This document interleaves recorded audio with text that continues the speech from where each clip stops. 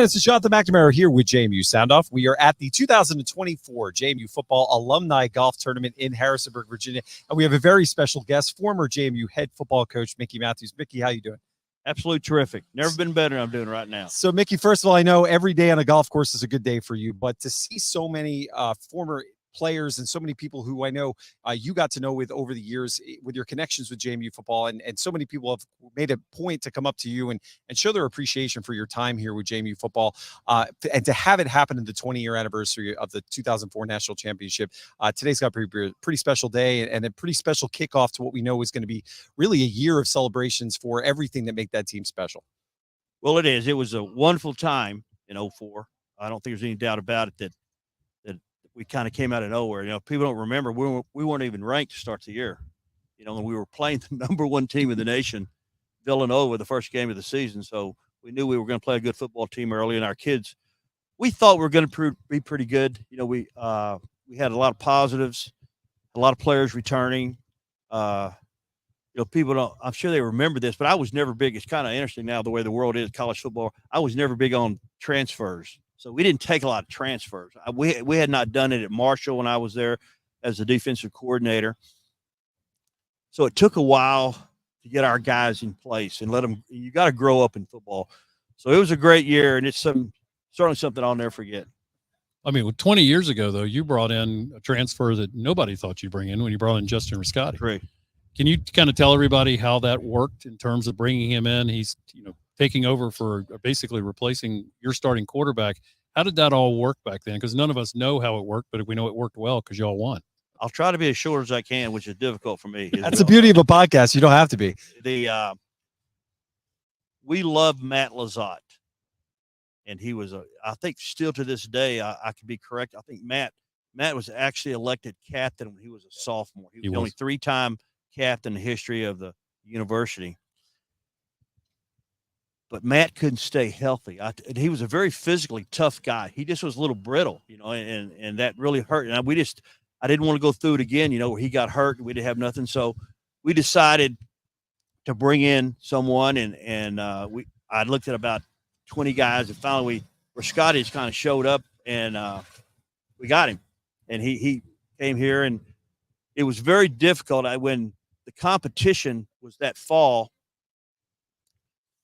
I've told many, it was the toughest decision I ever made in my 44 years of coaching, to call Matt in my office and say, if y'all remember, we went, I think, 2 or 3 games and let both kids play, and we went by quarter and let them, we alternated the starts. And so when I called Matt in, and I knew this,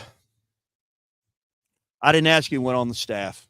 I thought, I was head football coach, and I had been around more tough situations like that than the rest of the staff combined. It was 50.1 to 49.9. And really the reason Matt actually threw the ball a little bit better than Justin.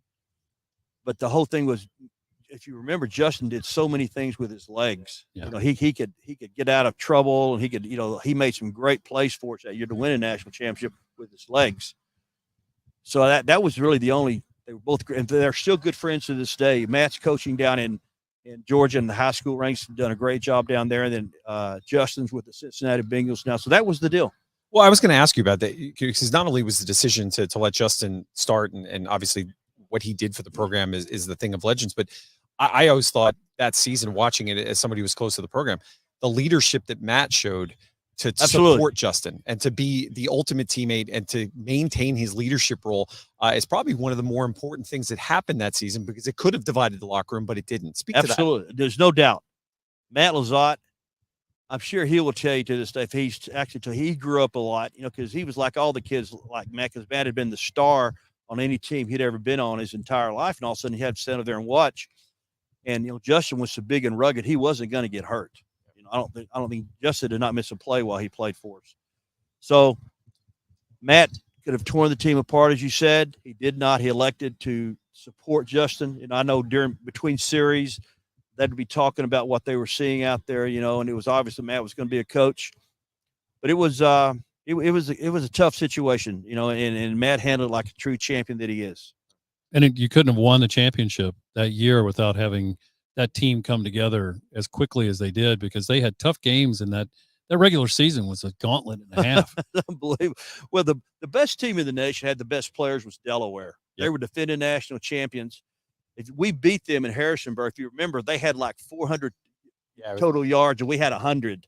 Yep. And the Delaware coaching staff, there's a coach now on staff with JMU who mentions that day and said we played a perfect game. They said, he said we just couldn't score. We blocked like 3. Rodney McCarter played. He's an FBI agent down in Greenville, North Carolina now. And Rodney played wonderfully. And that year we won. We won every way you could win a game. We had a goal line stand against Delaware. It was great special teams. You know, if you remember, at that time, till Scotty McGee came along, it was the most dramatic punt return in the history. We brought that punt back about 75 yards with a minute and a half left in the game to beat Delaware, because we weren't going to score on them. And if Delaware was playing hard, they were just better than us. Our kids played their hearts out. That's why we won the game. We hung in there, and we hung in there, and we hung in there, and finally found a way to win deep in the fourth quarter. I wanted to ask you about, because and then we'll get back to some of the atmospheres and moments of that season. But the one game I was intrigued to see what you would say, especially reflecting back now 20 years, was you get the big win over Delaware in an incredible atmosphere, and then you have to come back and play William & Mary at home. And you lose that game on a long field goal, which I still remember. The flag was blowing the wind. It looks like he was kicking in the wind right before their kicker goes up to the line. I did the same. It drops. But I thought that moment for me was the first time the fan base saw the team lose, but believed that it wasn't, here's the same old JMU. They realized that not only was this team potentially special, but they also realized at that moment, I thought, that they had an impact on the success of the program. And I thought from that moment's where you really saw the fan base understand the role that they played. Talk about just how the fans that season started, it clicked, and understanding the role that they could play in embracing this program and embracing their support of it.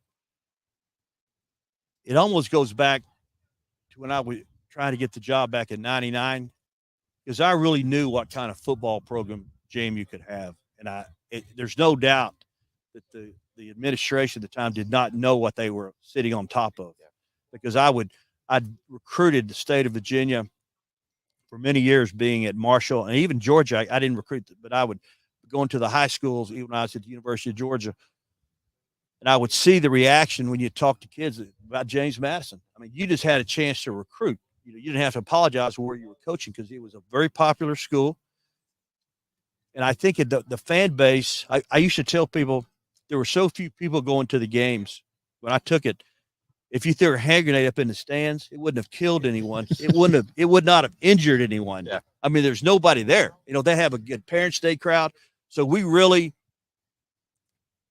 worked, and I thought we could build from the bottom. Like I said, if the biggest, when you're coach, you get criticized for, running a red light, that they want to hang you. But the biggest probably I should have taken some more transfers as we started, because I nearly didn't make it, that first 3 or 4 years, because I nearly got fired because we couldn't. But I knew we were recruiting the right players. I knew the kids were working their fannies off, and I had a great staff, and we could pull this off. And then you have to hand it to Lynn Rose. Lynn did not. I think some other administrators want to get rid of me, but that's the way coaching is. But Lynn chose to keep me, and we had the great year. But we had a strong senior class, and Justin was right in the middle, but so was Matt. And I would say another kid that came on that wasn't a bad football player was Matt's little brother, Tony. Old Tony. Who probably one of the all-time best. Yeah, well, either him or Haley are the two greatest Dukes of all time. Charles is certainly, you'd probably have to give the nudge to him because he's in the Hall of Fame.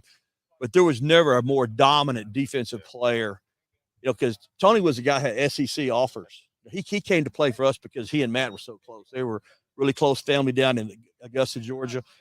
But Tony was by far the best defense. He could have played free safety for the University of Georgia, and we were fortunate enough. People don't realize this, when his senior year, to get him, we had an open date in October. And my wife, she had visions of a nice dinner party and sit on the back deck and watch the birds fly by. But I told her we were driving to Augusta, Georgia to watch Tony play. She said, "We're doing what?" I said, "We're going to drive down to Augusta and watch West Side High School play, because we have got to recruit Tony, Matt's little brother. He's really getting a lot of SEC interest. And I think we can get him. I kept my phone conversations. He was really excited because, he came up and hung out with his big brother and knew a lot of guys on the team, blah, blah, blah. But when Tony, in 2004, the plays he made in that stretch run for us to win the national championship, Tony was very instrumental. Yeah. A lot of amazing moments in that season. Obviously, you can go to the Delaware game, the punt return that everyone's familiar with, Mike Schickman's call, no flags. I think one of the more iconic moments it was. in the history of this program. Yeah. But I wanted to ask you about one game in particular, which I still think in that season, looking back, the game against Furman. And I remember when I came off the bus as a student and we walked into the stadium, we were late. We were late arriving as a student bus, and they were praying. And I remember it's chronicled in Jimmy Irwin's Midnight in Chattanooga book. I said, "Oh my God, we're playing God today." And that they were a hell of a football team that on paper was probably one of the tougher tests that season. No doubt. Speak to that atmosphere and what was an incredible ending, which launched you to the next step in the journey. I thought we had a great shot of going the whole way, but going back before we get to Furman, when I saw the seedings, when the tournament was announced on Sunday afternoon, I asked Gary Michaels, our sports information director, I said, "Gary, would you go look up and see if any, because I could tell by the way it was going to go down that we would never play at home the whole time." Yeah. So I said, "Could you see if anyone has ever won the national championship playing on the road the whole time?" And he came back in about an hour. He said, "Coach, not only has no one never won it, they never even got to the finals on the road." So I knew we were going to be on there. And I told the kids that night at our meeting, because we got ready, talked about Lehigh for the first round. So as we got going in the deal, talk about we didn't play very good at Lehigh. We were very fortunate to win the game, but I thought Furman. I thought that in fact the three best football teams we played that year, the best football team we played was Maine. Maine had beaten Mississippi State down in Starkville, and when you watch the tape, the game wasn't that close, and we had to go at Maine. D.D. Boxley makes him catch down the sideline. Yes, and we were very fortunate to win the game because they were good. They were really good. People don't want to talk about that. Well, Maine, Maine has Penguins playing for them, but they had good football team, and Jag did a great job up there. And then certainly Delaware was very close, as we already talked about, because they were really good. I thought they were and Furman was the next best team. But remember, even before getting to Furman, that Lehigh game was a tough game on the road. I thought we just didn't play very good. Yeah. I must have coached bad. I always used to tell I hate it when coaches say, "Well, we didn't play very well." If they didn't play good, then you didn't coach very good. Yeah. And I didn't coach very good that week because we did not play very well against Lehigh. But there's no doubt the Furman game was very instrumental. We played good enough to win. We had played very good on defense. Their big game for Raymond Hines. They had, think about it, Raymond ran out of gas. Yep. The other thing about that game is, we won the national championship with a third string tailback. We did. and Raymond, funny story about that. I forget the name of the play. The kids could remember, but it's fourth down. We called timeout, and everyone knew we were going to run the outside zone to the right. Everyone knew that because that was been our best consistent play during we the knew game. it. I was calling it. So anyway, but when we ran that, sometimes we ran it as an outside pitch. Justin would pitch it, or we could hand it off, so it was fun.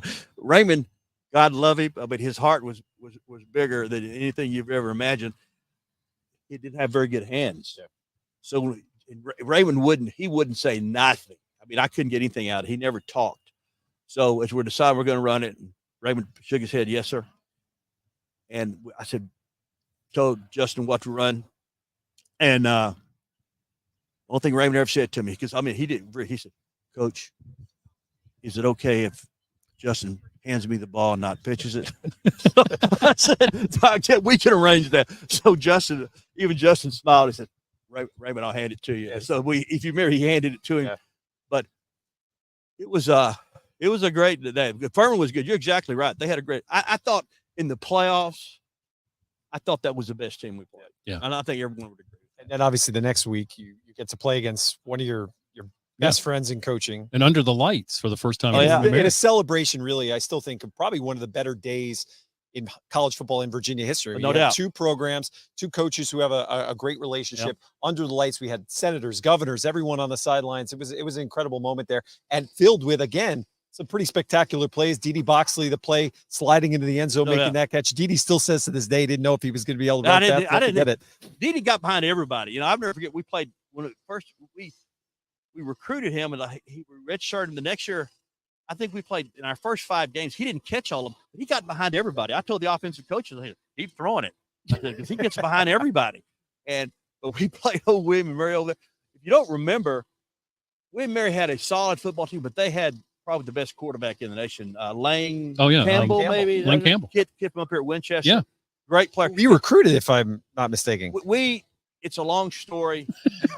We got time. We didn't recruit him till it was too late. I've heard rumors that he wanted to come to JMU. Well, I think it was the last time I let that happen with all local kids after that, because I'm ashamed to say I wasn't aware of him, because the assistant coach who was recruiting that area had turned him down. And let's say I was a little hot when I realized late in recruiting. They didn't tell the chief? And that's my fault. That was not that coach's fault. That was my fault. I know. And when I went up to talk to him, it was too late. William Mary, Jimmy had done a great job getting him to commit to William and Mary. I used to see after that, it's kind of funny. After that, I'd golf outings like this. I would run into his dad. He'd always, I said, I know. Your wife were mad at me. I said, it was my fault. But he was a great player, and he would be the difference for them. If you remember, we jumped out, but we just couldn't stop him. He was that good. I mean, he was a wonderful college quarterback. Yeah, I mean, that was probably one of the better games to me in 2004. I mean, the fact that it was on national television, it was raining, it was under the lights at William and Mary. That's where I heard from most of my friends across the country were watching that game, the semifinal. It was good. They had a good football. It was. It's really, when you coach, I've told many people this. It's kind of, I tell coaching like playing golf. You know, when you play golf, you can make 3 long putts during a round. You go home that night and you think about your round. All you can remember is you had 2-3 putts. You don't remember the guy. You don't remember the putts you made. When you coach, I kind of remember the wins, but the losses, I can tell you, every play would happen.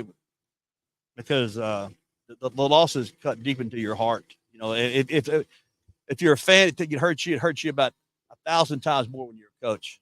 So. And then obviously you get the matchup against Montana, a team I remember the week of. Everyone's talking about their passing offense and how is JMU going to slow them down. But I remember the thing that I always admire about you as a coach is whatever the other team's strength, you always seem to find a way to game plan to stop it. Whether they were a great running team, you would make them one-dimensional, make them throw. And Montana, aided in some ways, obviously, by the turf that we didn't know was going to come up. It looks like that. That looks like the championship field. I always tell everyone, the guy that convinced the Coca-Cola company to put out new Coke, throw away classic Coke, he got into the turf business in Chattanooga for the national championship game, because that was, the game we remember was at 8:00 Friday night. Oh, yeah. You know, and that's all day. I mean, it's not like a 5:00 game, and you're sitting on your dadgum kids in the hotel. You can only watch watch 30 minutes of film, watch Oprah for 30 minutes. I mean, what are you going to do, if these kids in a hotel? And there's no doubt. So we took the kids out to the stadium that morning just to really kill time. I think all the kids knew it was 100 yards long over there. And so we get over there, and we're walking around. The kids are picking up the field. So look at this. So I remember thinking, I didn't, I thought about saying something. I thought, well, it's 10:30 on Friday morning. It's probably too late to do anything, period, unless they go to a junior high field and play the game. But it was, we thought we were better than Montana. It was, I don't hardly remember that game. The game I remember is the one here in 2008 when we got beaten. We played horribly. Oh, God. I had to coach bad. I've told me that was, but the Montana game was good. We thought we were better than them. I thought every time I played Montana, I was really impressed with their coaching staff. I thought their coaches always did a great job. I thought Bobby did a terrific job. I didn't think their personnel at that time matched up to CAA.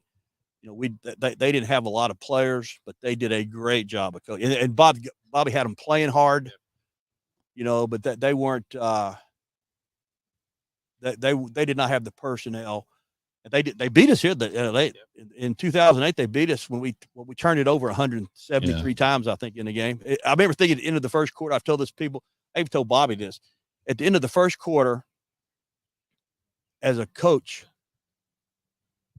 I couldn't believe how untalented Montana was. I agree. My brain didn't say nothing to anybody. It's at the end of the first quarter that night in Harrisonburg. And about that time I thought that, I think we fumbled again. Yep.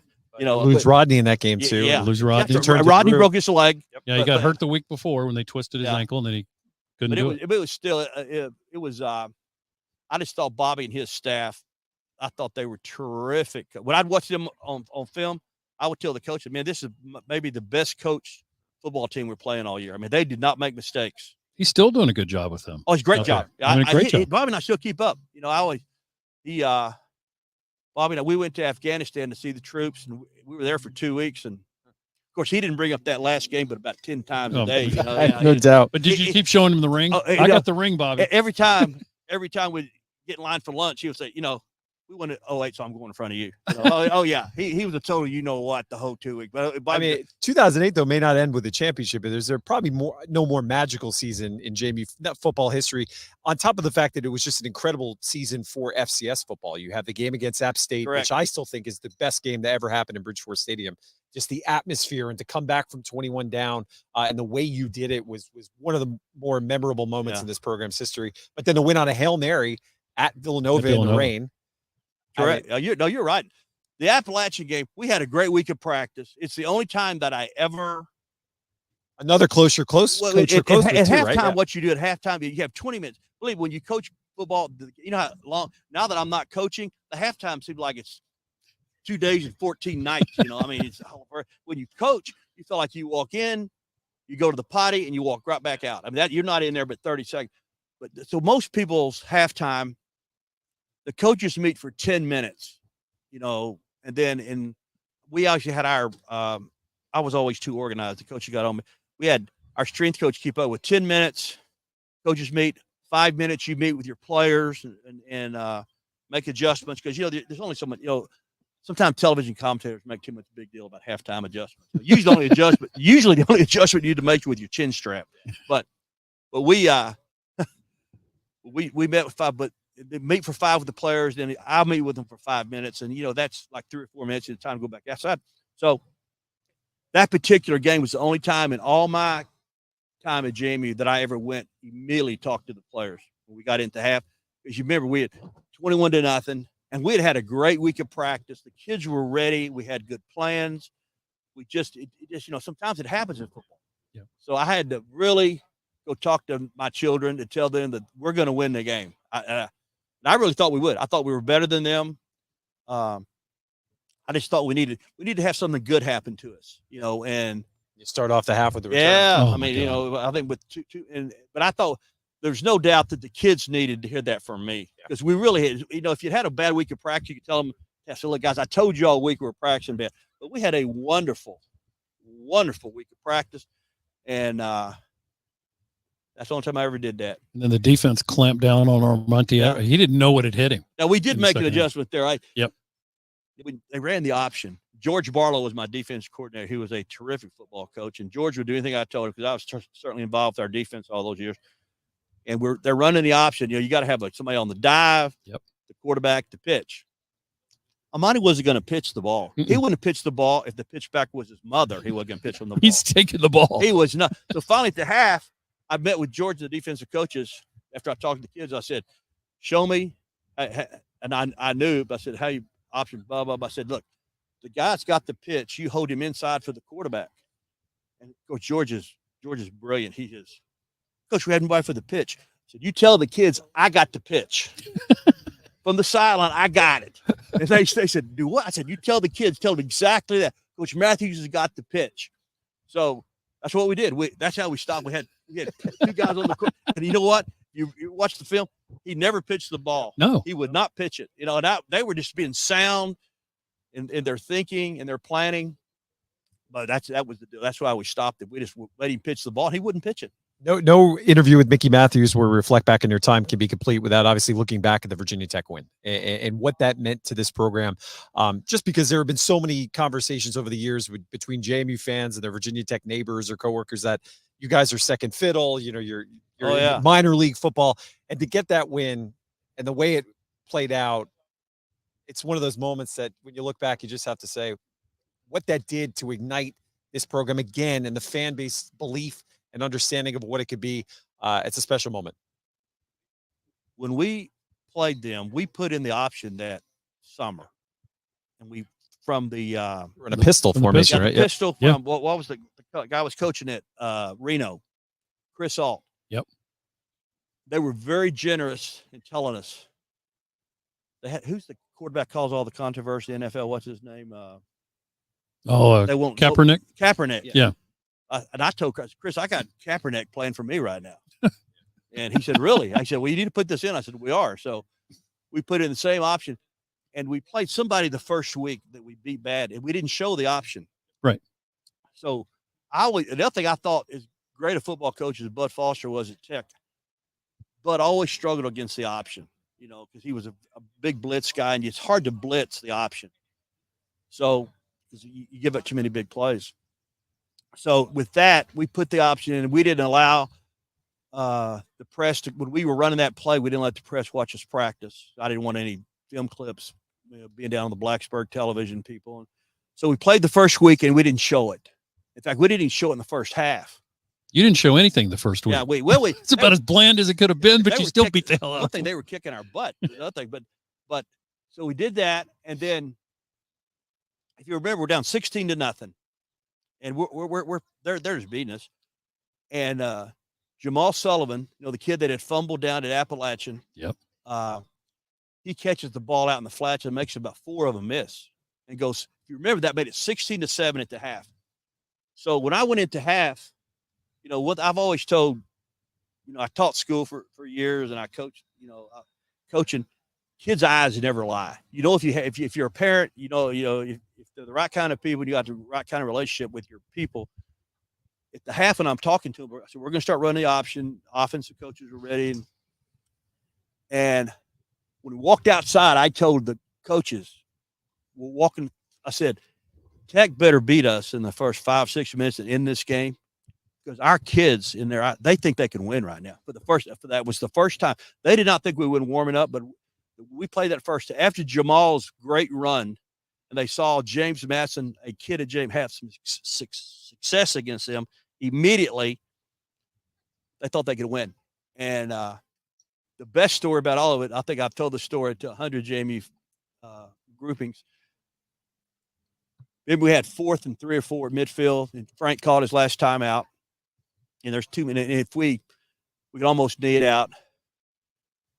And when he called timeout, kids came to the sideline, and before they got there, I asked the offensive coaches up in the stands. I said, up in the press box, I said, what do y'all want to run? And I heard everything: quick slant, this, that. I'm you don't have much time. You got like 15 seconds to decide. And as I know all the kids are right there. They're all 6'4" down looking at me, And remember, it was a little rainy, mud everywhere, blood in their face, and whatever the reason, I said, what do you guys want to run? And all 5 offensive linemen said, 25, coach. That's the simplest play we have. That's the inside zone, that they run in junior high. My first thought was, that'll damn sure fool them. That'll really get them. 25. We'll make 4 yards against Virginia Tech running a little inside zone. And I said, why? And they said, whoever their defensive tackle was, he said, coach, he don't want to play. So their guys are yelling at him, and he don't want to play. I said, we'll, coach, run 25. We'll make 4 yards. We promise you. I said, done. So I can't remember who the quarterback was. Was that Tyrod Taylor? But who was our guy? Dudzik. Drew. Drew. I told Drew, I said, Drew, whatever formation you want to run, I want you under the center and run 25. And it makes the hair on the back of your neck stand up. We made like 4 or 5 yards. In fact, when I saw it on tape, every kid executed their block perfectly. Watch it. What you doing, boy? And some old players taking advantage of me. But that was how we won that game. And we ran 25, and we made them turn the ball over. We had a great coverage there they fumbled the ball once, and we had a big pass interception there early in the fourth quarter. It really helped us. Stephon Robertson played out of his mind. Oh yeah. We just played good. Yeah. It was we really played hard. We played good and didn't turn the ball over. And what did that win mean to you? And more importantly, what do you think it meant to the players on the team and your former players? We're at an alumni golf tournament. Sure. What I remember from that day is it was a celebration, not for the people that were just on that field. It was a celebration from anybody who'd ever worn the jersey or put on the helmet for JMU. Cannot agree more. It was, if you would have, the best one I got, and for some reason, I thought I was going to keep all those letters I got. Cause I mean, I got, 8,000 letters. I mean, it's unbelievable. This one lady, she was an attorney in Northern Virginia, and she writes the letter and she said, Coach, I work in a law firm in Northern Virginia, and there's 12 of us, and there's 11 Hokies and 1 JMU person. That is me. She said, and I was catching grief all week long. And she said, at Sunday, my husband and I went to the law office, and we blew up 50 purple and gold balloons. So everyone would, all over the office. So they came in Monday morning, they would do it. So I think that's an example what it did. I think it certainly brought us to the national stage. I mean, you realize they went national, the last 7-8 minutes of the game was on national television. I think it gave a lot of pride.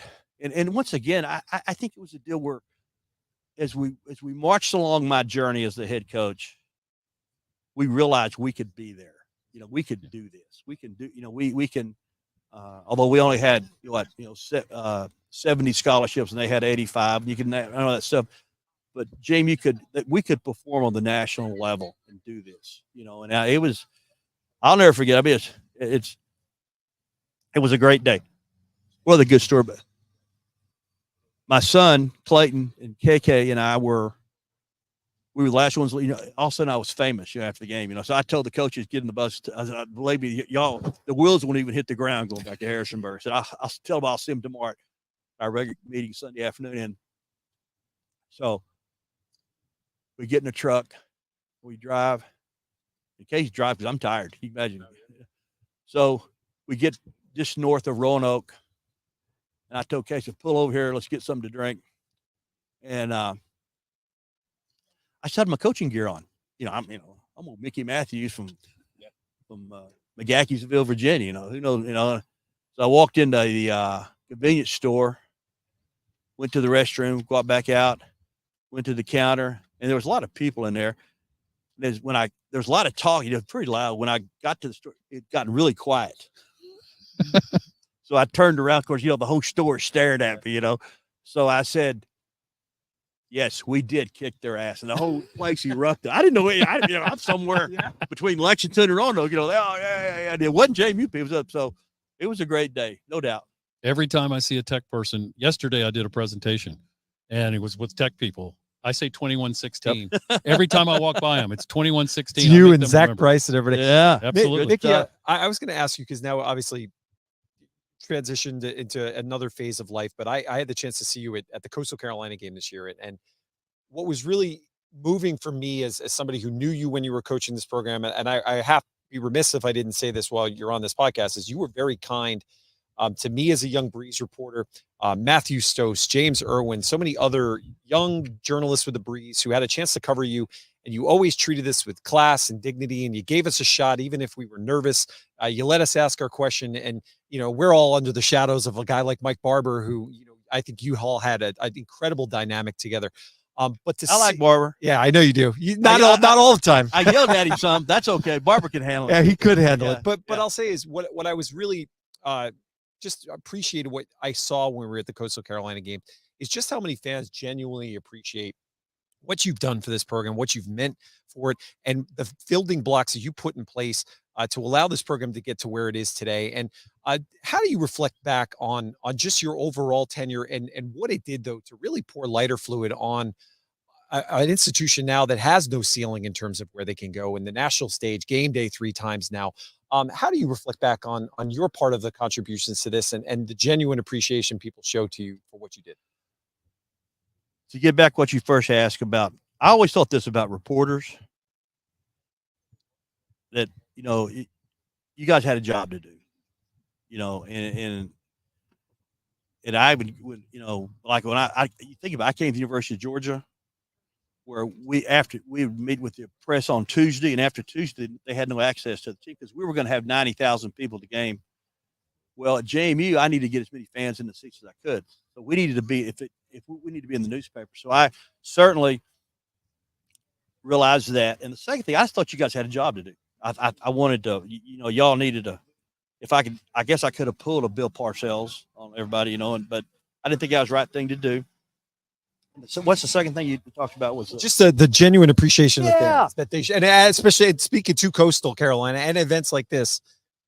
JMU, I realized quickly, they didn't, it was such a young football program. The oldest football player at JMU looks like me because in 1972, I was a freshman at West Texas A&M. And that's the first year JMU played football was 72. So I used to think that, when I was in Georgia and I was involved with fundraising at Georgia, when I was coaching there, every room I walked into, everybody in there was 80 years old, because they were old, they'd made a lot of money, and we wanted some of their money.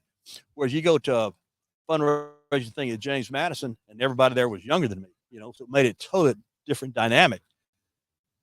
But JMU didn't have anybody that could point to that was the leader of their football program with pride, and I wanted to be there, and I tried very hard, to make sure that something they could, that was our guy, right, wrong, or indifferent. That was our guy. We could throw, tennis balls at him, but you can't throw tennis balls at him, And so I always thought it was, like I said, I think we talked about our JMU.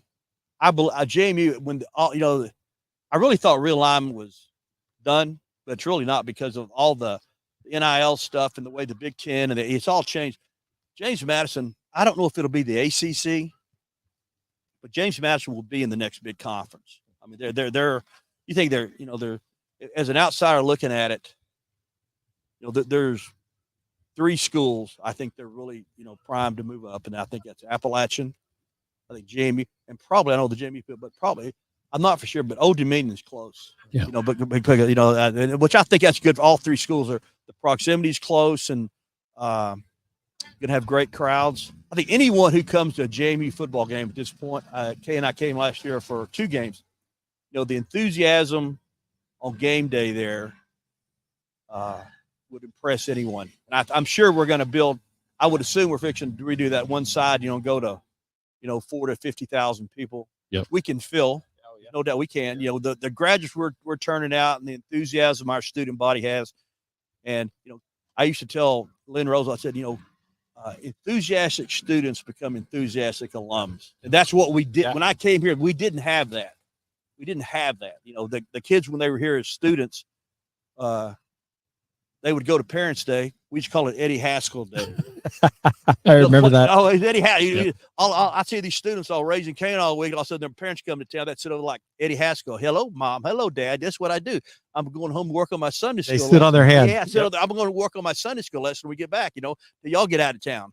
And that was kind of the way. It was Eddie Haskell Day. Now, you predicted 14 years ago we'd move to the ACC. Oh, yeah. Yes, you did. I remember that. It's going to happen. I mean, we have, with our basketball arena, the number of students we're turning out. We have a great turnout today for our football alumni. I'm sure they're having the big Duke club thing over at the other golf.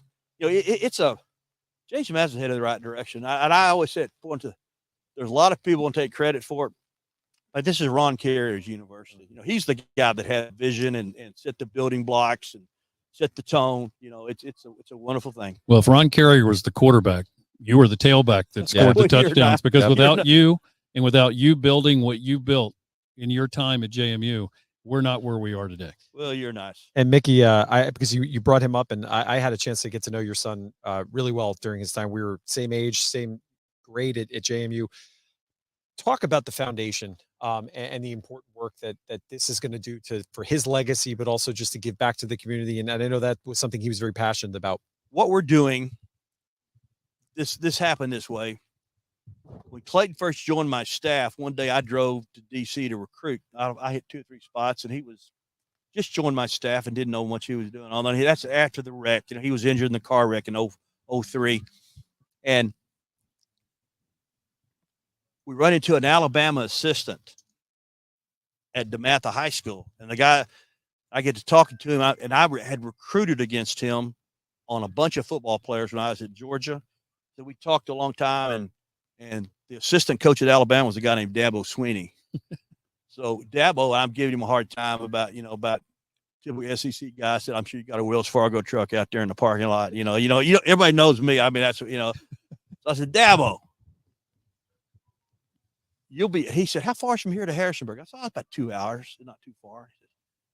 I said, you'll get on that big Alabama jet. You'll be back in Tuscaloosa by the time I'm back to Harrisonburg, boy. He said, no. I said, I've got to stay and go see some guys that are giving to our foundation. And I said, y'all still doing that? And he goes, yeah, we're doing it. I said, it's a big deal to Coach Stallings, I believe, was the head coach at the time. I could be, but I think that's right.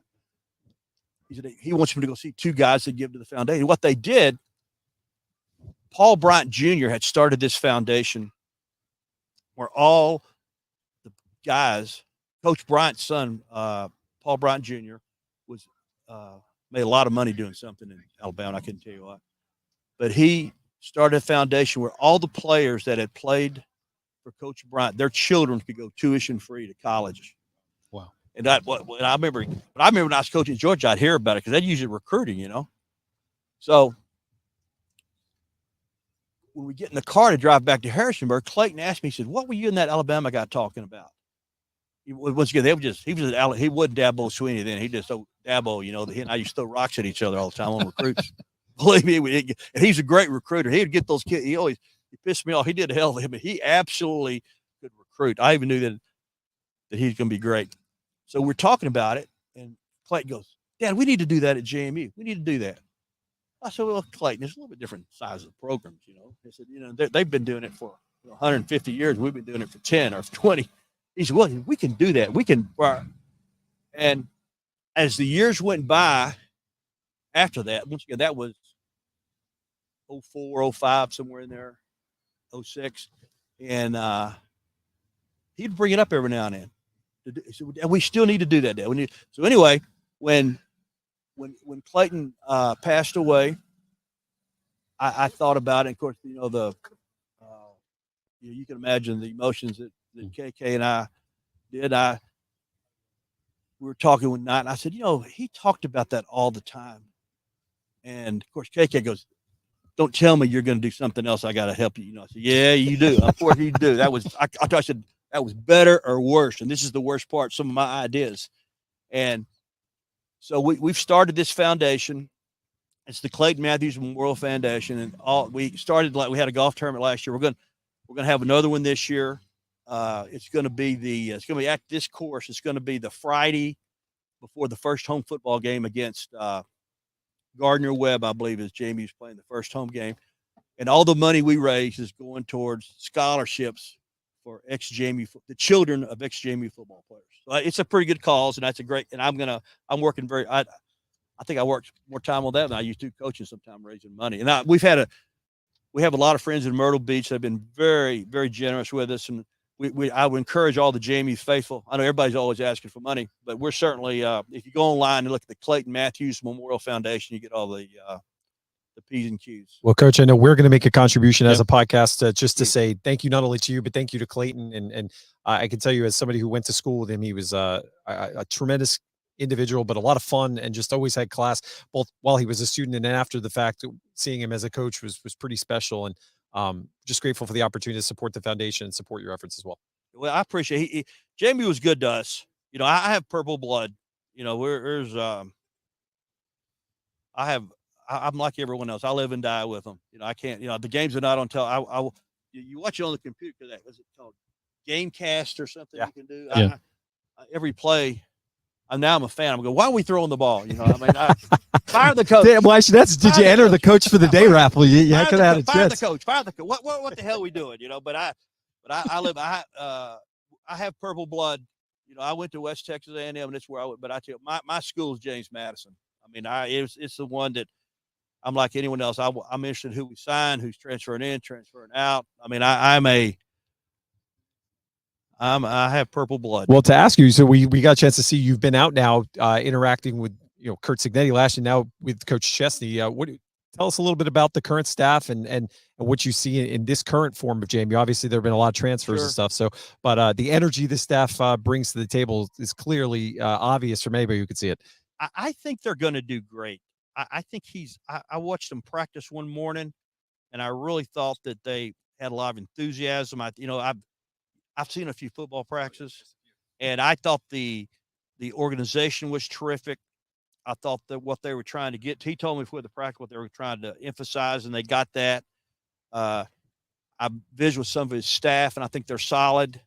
I'm glad he brought some guys with him from Holy Cross because they know the way he wants to do things. And I think that's terrific. Of course, Sam Daniels, he played for me, he's on the staff, and, Sam has purple blood. Regardless of where he coaches, he's still got purple blood, I assure you. But Sam's going to help. And I think I say nothing but good things. I think they're going to do fine. I think I'm concerned about this year. Anytime you lose, I don't know how many guys Signetti took with him. 10. When you lose your top 10 underclassmen, plus you've lost do the math. You lost your senior class.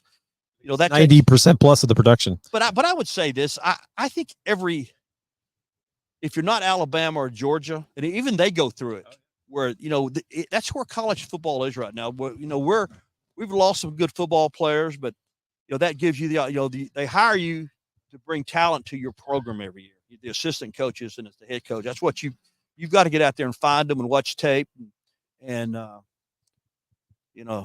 used to tell people I never vacation in the summer. I mean, I let the coach. If I was on the beach somewhere, I'd be on the phone. You've got to do it 24/7. You're on the phone every time we played golf. You were recruiting people. Yeah. Every time when you were coaching, Really? like, I got to take this call. I got to get this player. I just always thought when I'd wake up on Saturday morning, I said, what would I give to have 5 more good football players to play Laycock today? And so I always took that attitude. You got to. I thought that was the best thing I did was recruit. And I knew that. There were some things I wasn't probably as good as some people wanted me to be at, but you had to be a great recruiter. But I think their staff is good on getting back to what we're talking about. They're good. I think they're good. I think they're going to do. I haven't seen spring trial. I'm gonna go watch the spring game tomorrow. I'm not sure how the quarterbacks play this spring.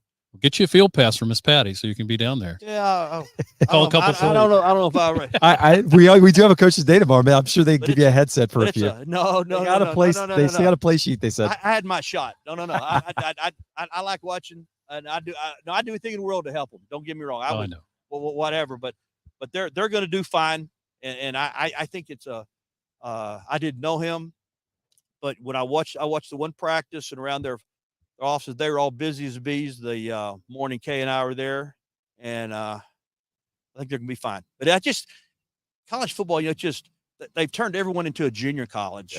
Yeah. When you recruit, it used to. I'd go to a junior college, I'd recruit a kid or two, and you're there, and then you go to the same junior college a year later. a whole different roster. A bunch of new kids. Yeah. That's what NCAA's done to college football. Everybody's a junior college now, so that's where it is.